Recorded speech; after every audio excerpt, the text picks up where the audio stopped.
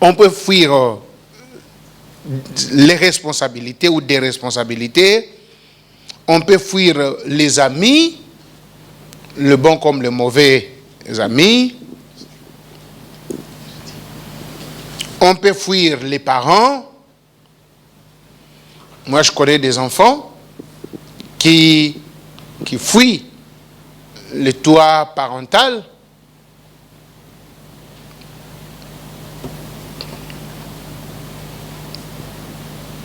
On peut fuir aussi Dieu.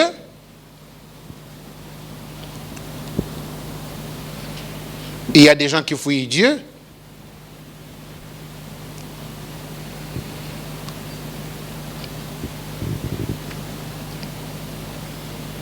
Mais là où je veux m'appesantir ce soir avec vous, c'est qu'on peut aussi fuir sa personnalité. Sa propre personnalité. Beaucoup de gens le font sans le savoir. La fuite de sa personnalité.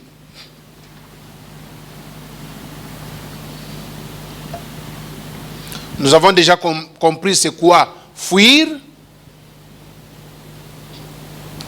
C'est l'action de se déplacer d'un point à l'autre, ou encore d'éviter quelque chose. On peut fuir sans toutefois courir, hein? N'est-ce pas? Tel que la sœur a dit, fuir des contradictions. Est-ce qu'on a nécessairement besoin de courir? Non. Donc fuir ne rime pas toujours avec courir. On peut fuir tout en restant sur place. Parce qu'on évite quelque chose.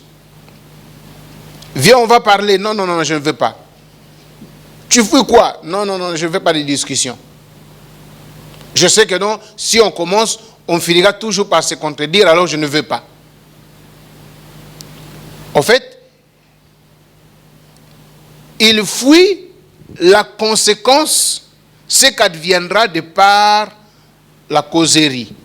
Alors, prévoyant, il se dit, je ne veux pas.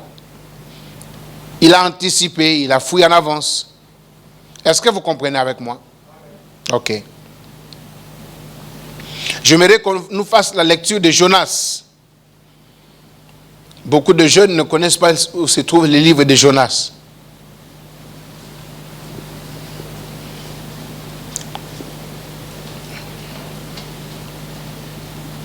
Bon, avec vos Bibles électroniques, allumez-les et tapez seulement Jonas, Bible, Ancien Testament, Jonas.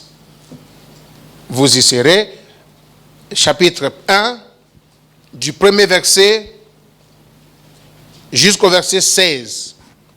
Moi, je vais commencer à lire. Là où je veux m'arrêter, le présent va continuer.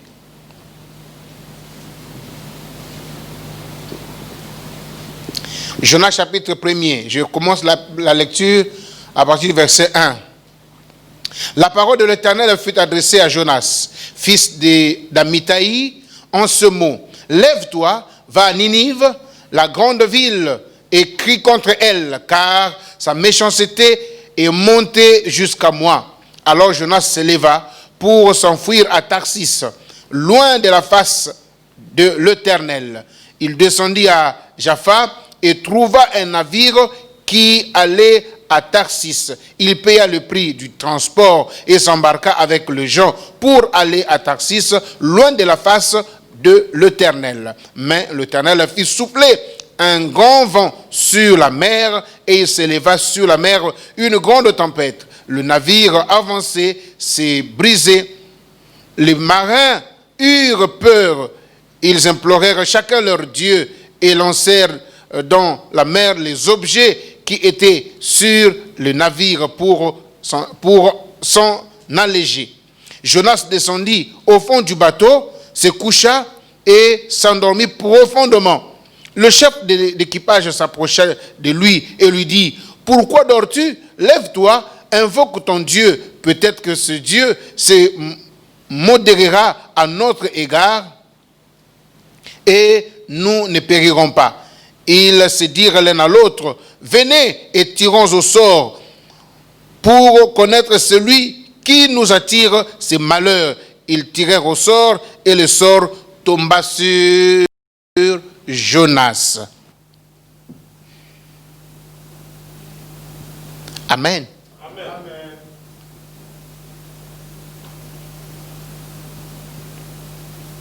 Même si c'est une maison, c'est un studio, même si c'est une maison chambre et salon, même s'il n'y a pas de couloir, même s'il n'y a pas de... c'est pas bien garni, du moment où c'est la maison de tes parents, où Dieu permet que tu y habites, alors sens-toi à l'aise là-dedans.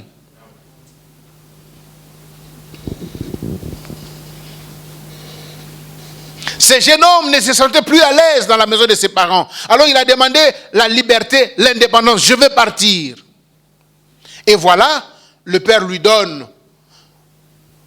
Vous ne vous êtes pas posé la question, pourquoi ses parents, ses pères n'avaient pas d'abord résisté à son enfant? Est-ce qu'il était obligé du coup de donner à son enfant? Non, parce que le père avait déjà lu la mentalité de son fils. Que non, il n'est plus ici. Vous savez, des fois, il peut arriver que les parents savent ce que tu vas dire en avance parce qu'ils lisent dans ton comportement ce que tu es devenu et ce que tu fais. Amen. Ce jeune homme n'était plus un de la maison, il n'était plus à l'aise, il avait déjà fui, il avait déjà quitté. Quand on n'aime plus un endroit, on devient colérique, on devient insolent. On devient impoli, on devient têtu, on boude à tout. Il y a un esprit de rébellion qui commence à monter. Si ce soir tu es là et que tu sens ces choses germer en toi, alors il faut passer aux aveux. On doit prier pour toi.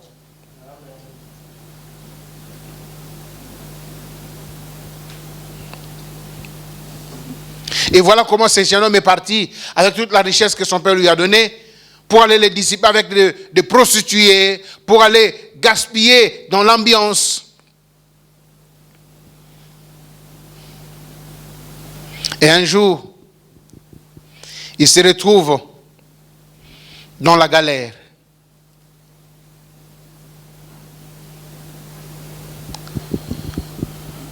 Heureusement pour lui, toutes les tentatives n'avaient pas réussi. Heureusement pour lui.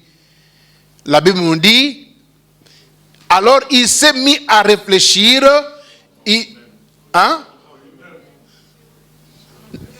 Sur lui-même. Alors il s'est mis à réfléchir sur lui-même. Et le présent chez lui, c'était comment? Rentrer en lui-même. Quand on rentre en soi-même, c'est qu'on avait fait quoi? On était sorti de soi-même. Amen.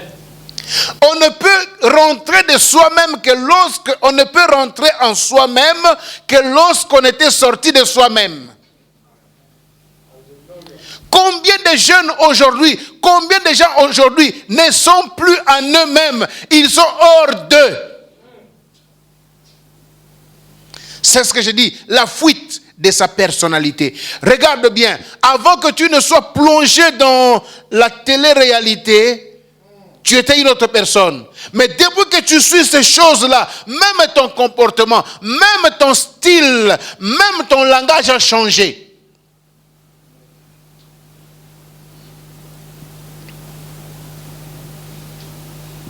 Est-ce qu'il y a des gens qui sont avec moi ici? Il y a de ces jeunes qui se voient maintenant des Kardashians.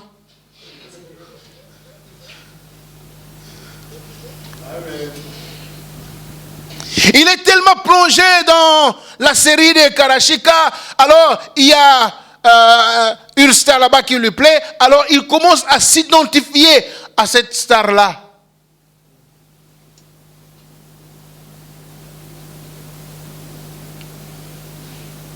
Ce n'est pas mauvais de s'inspirer de quelqu'un. Mais attention,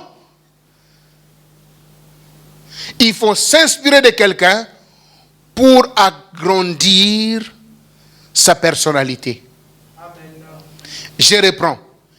Tu dois t'inspirer de l'autre, pas pour devenir comme l'autre, mais pour faire croître ton autorité ou encore ta personnalité. Amen. Amen.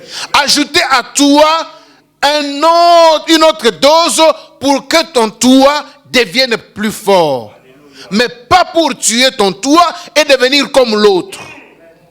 Amen. Bien aimé, c'est un travail moral, un travail subtil qu'on ne peut pas s'en rendre compte qu'on est devenu autre personne. La fuite de sa propre personnalité. Je suis en train de me poser la question, si vous, nos enfants, vous aurez encore la chance que nous avions autrefois, mais j'ai pris aussi que toute la technologie que vous avez aujourd'hui à la portée de vos mains, que cela vous serve à devenir plus meilleur que nous. Amen. Mais c'est un piège qui vous éloigne de vos propres identités, de vos propres personnalités. Pour connaître son identité et pour la croître, il faut rester en soi. Et quand nous regardons ces textes, qu'est-ce qui avait fait que ces jeunes hommes sortent de lui-même? L'ambiance, la débauche, la richesse, l'argent.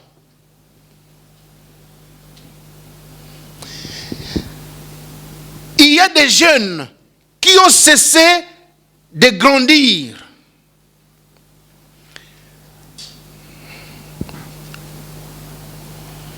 Qu'est-ce que je peux dire?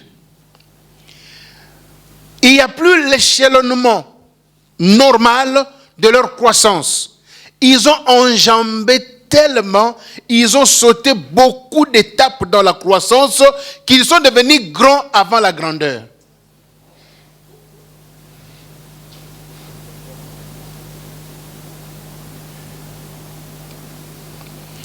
Quand tu apprends les choses que cet enfant-là fait à son âge, tu te poses des questions. Même moi, à mon âge, je n'ai jamais encore expérimenté ça.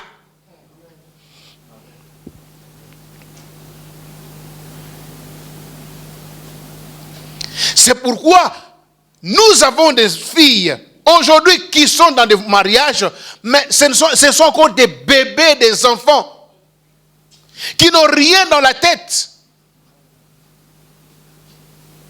mais qui n'ont que des bagages d'expérience sur les lits. Parce que dans ce domaine-là, calé à jamais. Elle pensait que non, le mariage ne rime qu'avec le sexe. Sans savoir que le reste de la vie se passe dans le mariage. Alors de toute la vie. Je vais vous dire une chose. On ne reste au lit avec sa femme que toute une nuit. Mais tous les jours, chacun dans son coin. Et même quand on passe toute la nuit avec sa femme, on n'est pas collé avec sa femme toute la nuit. Ça peut prendre seulement 30 à 1 heure du temps et c'est fini. Et tout le reste du temps, tu le feras comment? Si tu avais enjambé des pas, si tu avais brûlé les étapes de la croissance. Parce que tu n'avais pas le temps de rentrer en toi-même, de demeurer en toi-même. Tout le temps, tu étais hors de toi.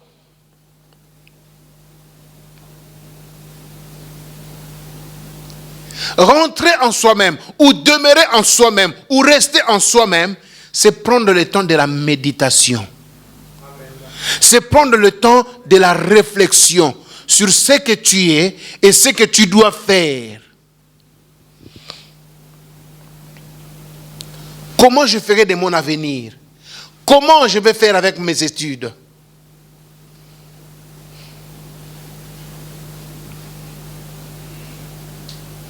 Quel genre de femme moi je voudrais être? Je voudrais devenir? Quel homme je serai dans l'avenir? Quel est le plan pour m'en sortir?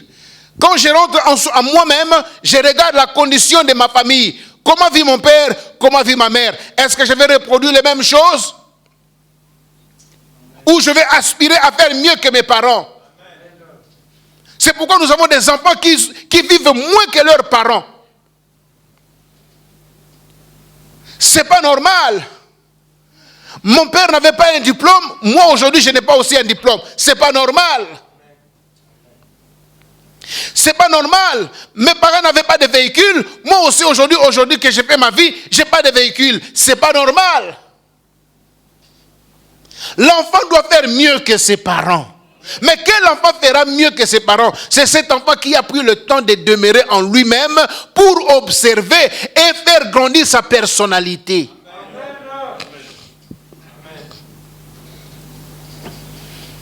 Laissez-moi vous dire une chose. Vous remarquerez que souvent, ce sont les enfants, entre guillemets, maltraités qui finissent par devenir des grandes personnes dans la vie. Amen. Vous savez la raison? Parce que ces enfants-là n'ont pas le temps de sortir d'eux-mêmes. Mais les enfants gâtés, maman je veux ça, papa je veux ça, maman je veux ça, ils n'ont pas le temps de méditer, de réfléchir, parce que la vie est tellement facile, tout ce qu'ils demandent on leur donne, alors ils sont dans l'ambiance, ils sont dans les jeux, ils sont dans des voyages, ils sont dans des choses, ils n'ont pas le temps de... Frère, étudier c'est une chose, mais s'éduquer soi-même en est une autre. Amen. Aller à l'école, c'est s'instruire. Mais voilà pourquoi nous avons aujourd'hui des directeurs impolis. Il a été instruit pour être directeur, mais mal éduqué pour être une bonne personnalité dans la société.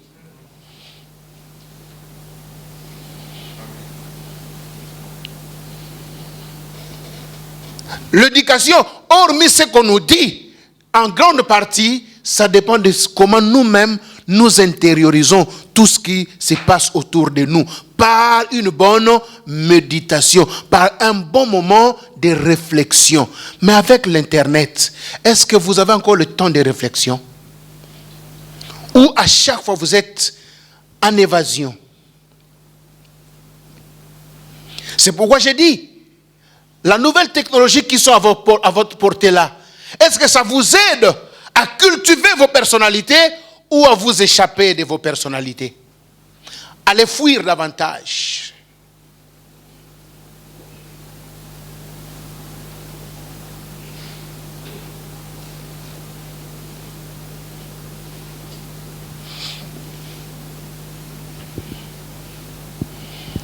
J'ai surpris plusieurs fois, mais je suis là dormir avec les écouteurs dans les oreilles. Et j'ai dit, mais pourquoi tu fais ça? Non, c'est normal, avant de dormir, il faut écouter la bonne musique. Mais j'ai dit, oui, avant de dormir. Mais quand tu dors là, la musique là joue là. C'est comment? Est-ce que tu as le temps de réfléchir? Tu as le temps de laisser. Et laissez-moi vous dire, vous pensez que non, nous les papas, nous sommes déphasés. Non, c'est vous qui êtes encore en déphasage.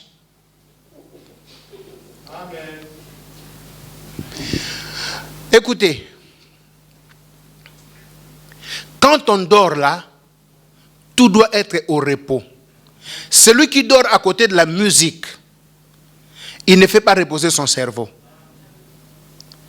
Et tu ne pourras pas avoir un cerveau réceptif ou encore à 100% pour t'aider à raisonner.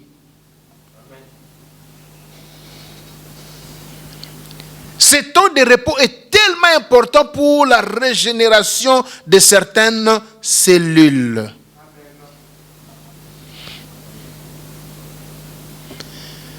C'est pourquoi vous verrez que la plupart des hommes politiques qui nous gouvernent aujourd'hui sont des villageois. Mais je vous dis vrai. Vous savez pourquoi? Parce qu'au village, il n'y a pas la musique. Au village, c'est tellement calme. 19h, c'est comme 22h. Ils ont beaucoup plus de temps de dormir que de s'amuser.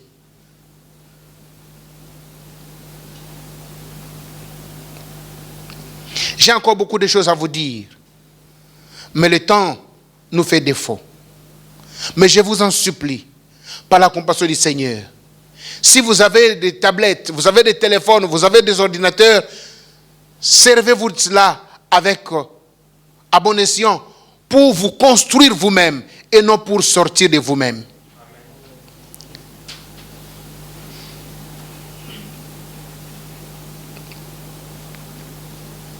Regarde bien, tu verras que non, avant que tu n'aies ce téléphone-là, dernier cri, avec l'internet dedans, tu avais le temps de réfléchir sur ta vie. Mais maintenant que tu as l'internet,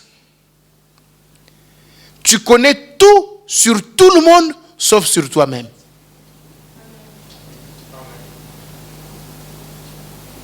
Tu connais tout sur tout le monde, sauf sur toi-même. Même Black, si c'est quoi? Black quoi? Kyria, c'est Black qui? Black Fontaine. Ah, Black Panther. Voilà.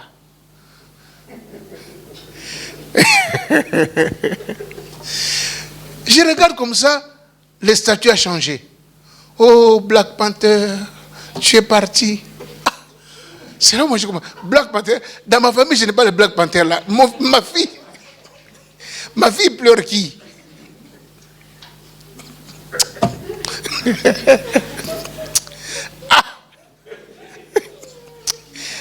Ah, Jack, tu ris. Tu arriveras là où je suis aujourd'hui.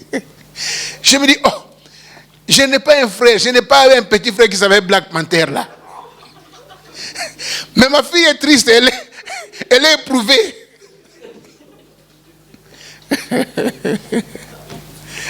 Quand je me renseigne, c'est un Américain. Ah!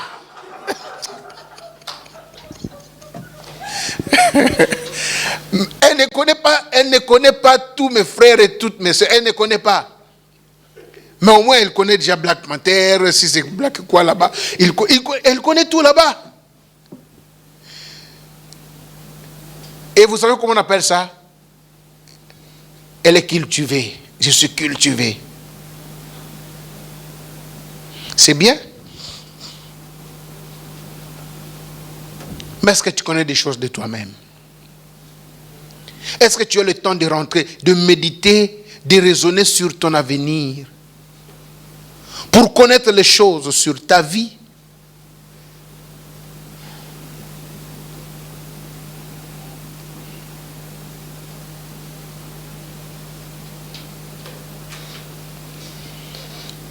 Inclinons nos têtes dans la prière.